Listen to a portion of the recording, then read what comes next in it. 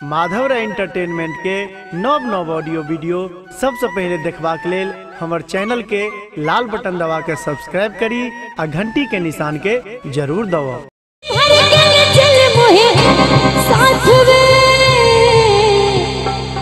मेरे दिल में बसे हैं बाबा भोलेनाथ वे।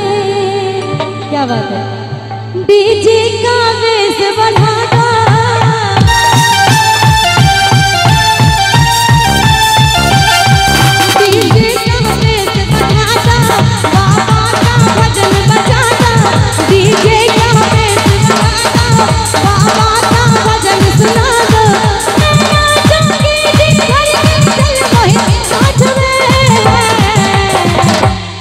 इन्होंने सब कुछ हाथ उठा के मैं नाचूंगी जी भर के चल मोहे साथ में। मेरे दिल में बसे हैं बाबा नाचूंगी जी भर के चल मोहे साथ में। मेरे दिल में बसे हैं बाबा भोलेनाथ में। डीजे का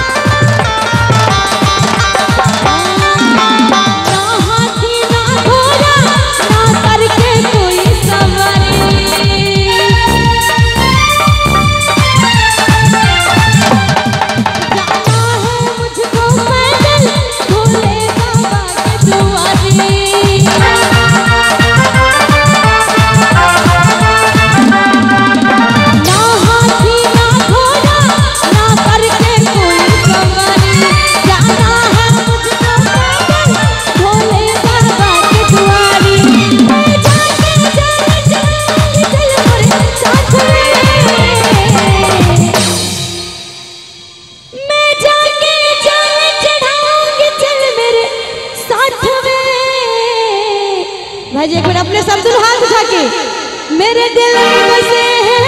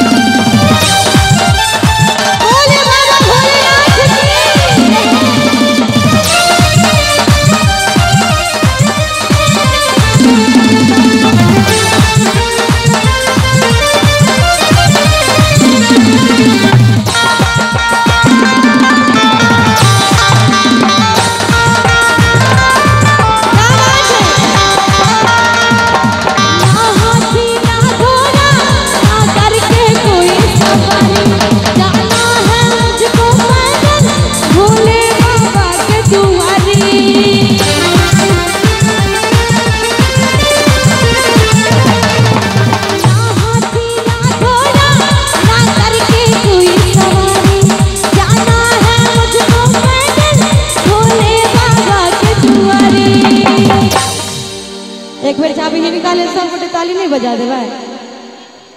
क्या बात है। बोले बाबा भोलेनाथ की। जाना है मुझको पैदल भोले बाबा के दुआरी। मैं जाके चल चढ़ाऊंगी चल मरे साथ में। और केकरा केकरा दिल में बाबा भोलेनाथ बसे कने दोनों हाथ उठा के। क्या बात है। मेरे दिल में बसे हैं बाबा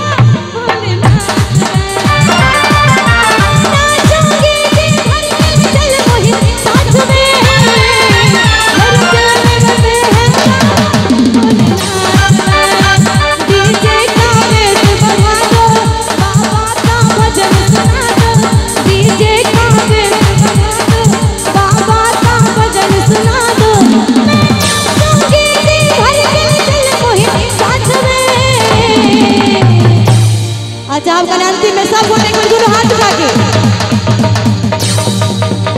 मैंने पीछे से कंजूसी नहीं हुआ चाहिए। दोनों हाथ उठा के मैं नाचूंगी जी भर के चल मुहे साथ में। एक बार सब गोटे दोनों हाथ उठा के ताली बजा के मैं नाचूंगी चल